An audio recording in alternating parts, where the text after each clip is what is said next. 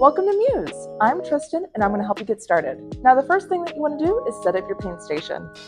I have some paper towels, a container to hold water, all of my brushes, and my easel. You can also take your canvas and paint flat on your table if desired. My palette has all the colors I need to mix and create my painting.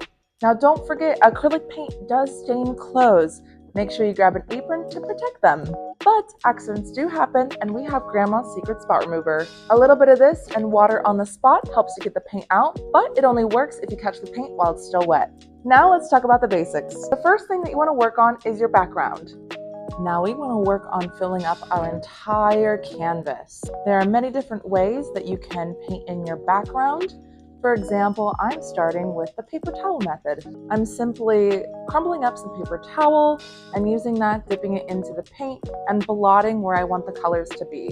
Now another method that you might be using to fill up your background is using a larger brush and blending. Now the trick to blending is when you add the other color into the color you previously put on, you want to make sure that that first color is still wet, or else they won't blend. You need wet on wet to blend. Now once your background is done, before you do anything else, I do recommend checking the sides of your canvas and seeing if those are painted. If not, just take the color that is on the edge and bring it around the corner.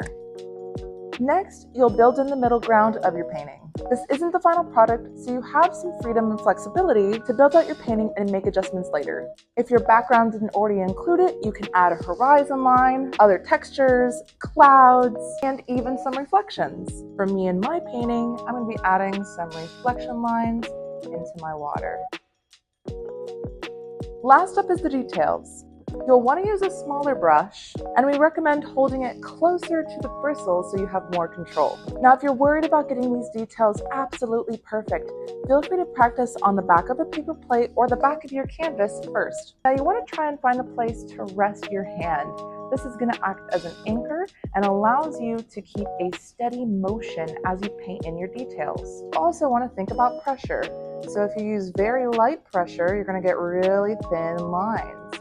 And if you press harder into your canvas, your line's going to get really, really thick. Now, if you want to add, say, stars, you can take your paintbrush and use the handle side. All you have to do is poke your paint, and then you're just going to poke wherever you want your stars to be. If you want to get messy, you could also do a splatter paint method where you would take the paint, add some water, and then tap the brush towards the canvas to flick the paint and add some splatter paint stars. Now, say your painting had anything extra like leaves, this is how you would do those. Leaves are pretty simple. I usually take a smaller brush and I simply just tap a whole bunch of times in a random fashion close to my branch. I may have a few leaves that are just kind of floating in the sky.